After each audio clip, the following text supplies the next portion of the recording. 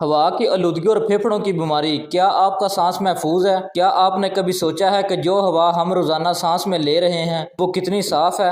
आजकल की जिंदगी में जहां हम हर चीज में तरक्की देख रहे हैं, वहीं हमारे इर्द गिर्द की हवा में आलूदगी भी बढ़ रही है।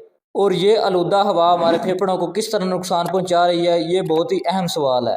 आज हम इसी पर बात करेंगे कि हवा में आलूदगी फेफड़ों की बीमारियों का सबब कैसे बनती है और आप इससे अपनी हिफाजत कैसे कर सकते हैं। देखें दोस्तों, हम में से अक्सर लोग आलूदगी को सिर्फ धुएं या मिट्टी की शक्ल में देखते हैं, लेकिन हकीकत में ये हमारी सेहत को अंदर से खा रही होती है। जब हम गाड़ियों के धुएं या फैक्ट्रियों की आलूदगी में सांस लेते हैं तो हमारे फेफड़े वो सब कुछ जज़ब कर लेते हैं, और यही वजह है कि आपको कभी कभी सीने में बोझ, सांस लेने में मुश्किल या खांसी का सामना करना पड़ता है।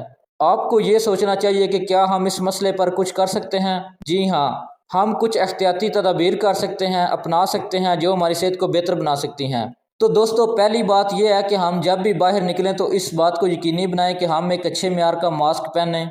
ख़ास तौर पर अगर हम ऐसे इलाकों में रहते हैं जहां आलूदगी ज़्यादा है, मास्क आपको आलूदगी के ज़रात से बचने में मदद देता है। दूसरी बात, घर में हवा को साफ़ रखने के लिए आप पौधे लगा सकते हैं जो हवा को साफ़ करने में मदद करते हैं। ये पौधे कुदरती फ़िल्टर्स की तरह काम करते हैं और आपके घर की हवा को ताज़ा रखते हैं। और सबसे अहम बात, अपनी खुराक में ऐसे खाने शामिल करें जो आपके फेफड़ों को मजबूत बनाएं, जैसे अदरक, लहसुन और हल्दी, क्योंकि ये कुदरती तौर पर सोजिश को कम करने में मदद करते हैं और आपके फेफड़ों को आलूदगी के नुकसान से बचाते हैं। तो दोस्तों, हवा में आलूदगी से बचने के लिए हमें अपनी ज़िंदगी में छोटी छोटी तब्दीलियाँ करनी होंगी।